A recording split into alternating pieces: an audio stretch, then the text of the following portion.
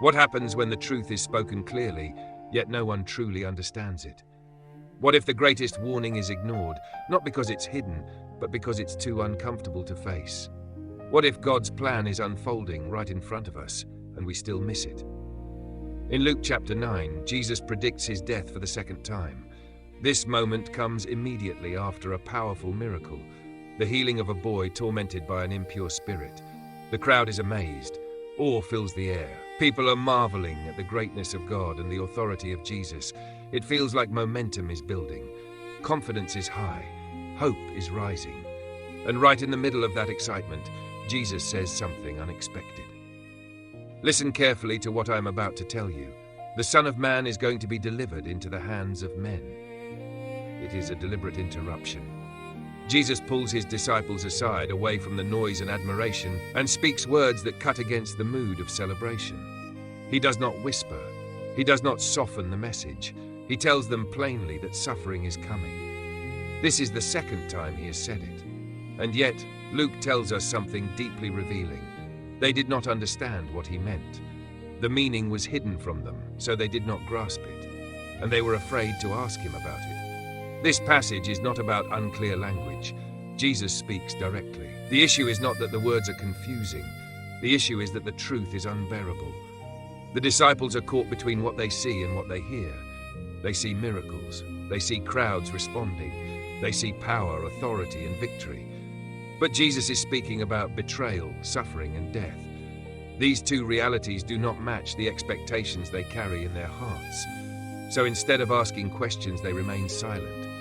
Fear keeps them quiet. Fear of misunderstanding. Fear of what the answer might mean. Fear of facing a future that doesn't align with their hopes. Jesus predicts his death again because the disciples need to hear it again. Not once, not twice, but repeatedly. Because human hearts resist truths that threaten comfort, status, and control. This moment reveals something universal about faith. It's possible to walk with Jesus and still not understand his way. It's possible to witness miracles and still resist the message of the cross. The phrase "delivered into the hands of men" carries deep weight. Jesus is not speaking about an accident or a sudden tragedy. He is describing a surrender. He knows what is coming. He knows betrayal, arrest, injustice, and death are ahead. And he speaks of it with calm certainty. This is not defeat. It is purpose. Jesus is teaching his disciples that God's plan does not unfold according to human definitions of success. Victory will come through surrender. Glory will come through suffering. Life will come through death. But the disciples are not ready to accept that. Luke tells us that the meaning was hidden from them. This does not mean God is being cruel or deceptive. It means that understanding requires humility and timing. Some truths cannot be grasped until the heart is ready to receive them. There is also something striking about their fear to ask. These are men who have followed Jesus closely. They have asked countless questions before, but now they are silent. Why?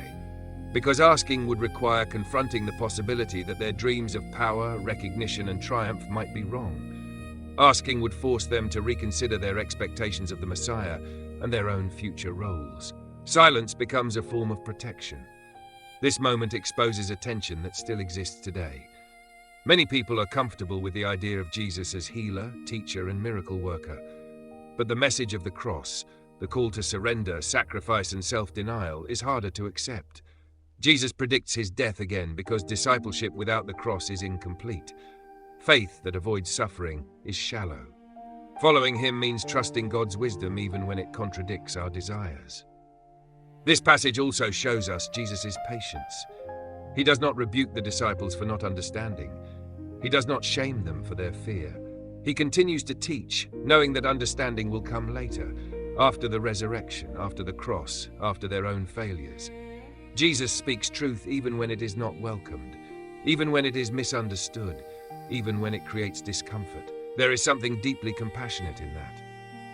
He prepares his followers for what lies ahead, even if they cannot yet grasp it. He does not want them to be completely unprepared when the moment arrives. This second prediction is quieter than the first. There is no argument from Peter, no rebuke, just confusion and silence. Sometimes resistance doesn't look like confrontation. Sometimes it looks like avoidance. and avoidance has consequences. Because when the cross finally comes, the disciples are shocked. They scatter, they flee.